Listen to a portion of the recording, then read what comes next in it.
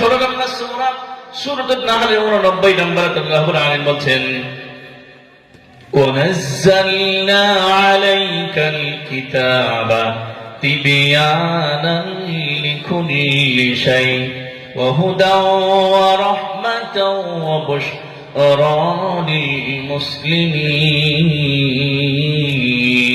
জোরে বলুন আল্লাহু আকবার। আল্লাহ রাব্বুল আলামিন বলেন পবিত্র কোরআন নাযিল করে এর ভিতরে মানুষের জীবনের জন্য যা কিছু দরকার আমি আল্লাহ রাব্বুল আলামিন সব কিছু দিয়ে দিলাম।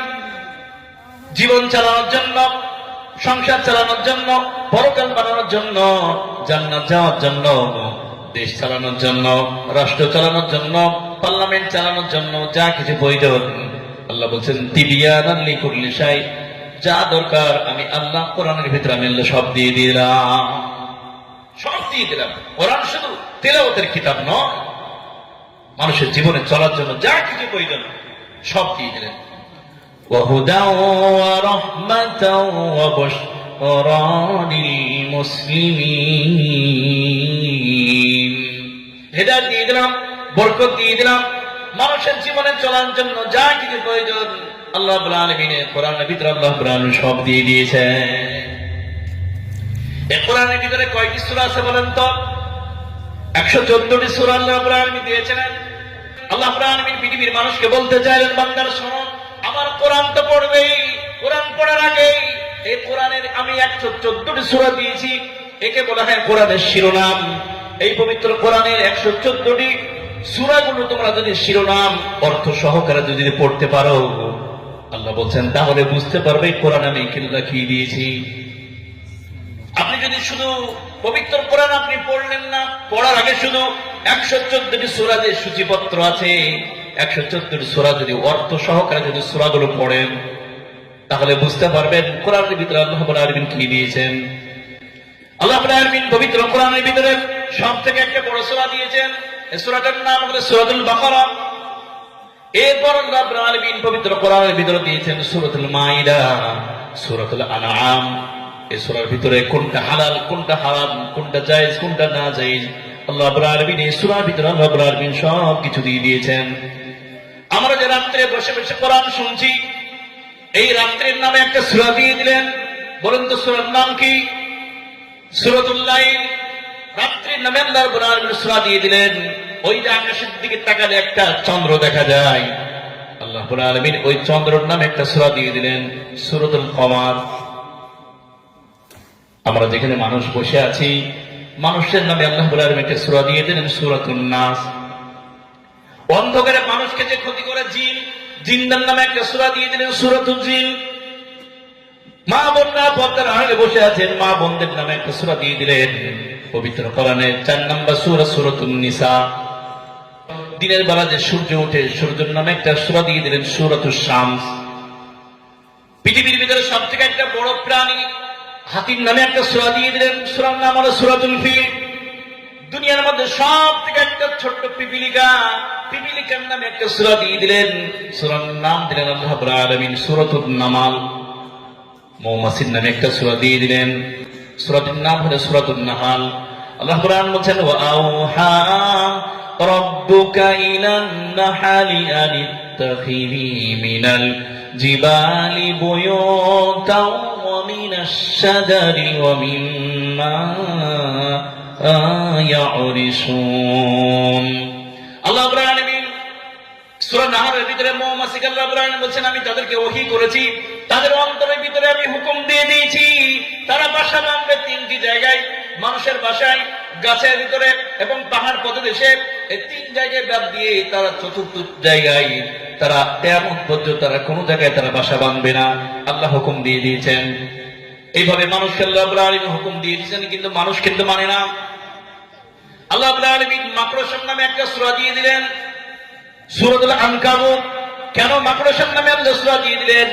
মাকড়সা দেখবেন একটা দেওয়াল থেকে আরেকটা দেওয়ালে সে যখন জাল বোনায়, একবার চেষ্টা করে পড়ে যায়, আবার চেষ্টা করে, আবার পড়ে যায়, আবার চেষ্টা করে। এইভাবে দেখা যায় এক সময় একটা দেওয়াল থেকে টপকিয়ে সে তখন সুন্দর করে জাল বুনিয়ে ফেলে। ফেলে কি ফেলে না?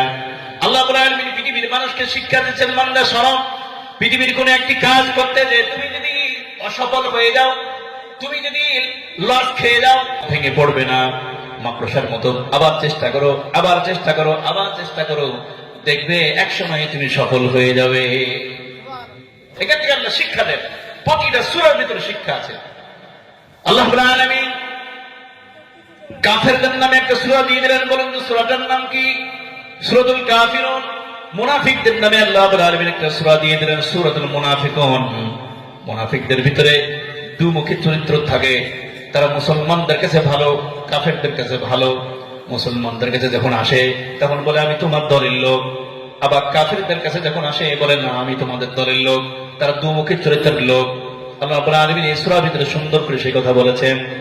আমরা যে বসে আছি মুমিন, তাহলে কি মুমিনদের নামে সূরা নাই? হ্যাঁ আছে। পবিত্র কোরআনের 23 নম্বর সূরা সূরাতুল মুমিনুন।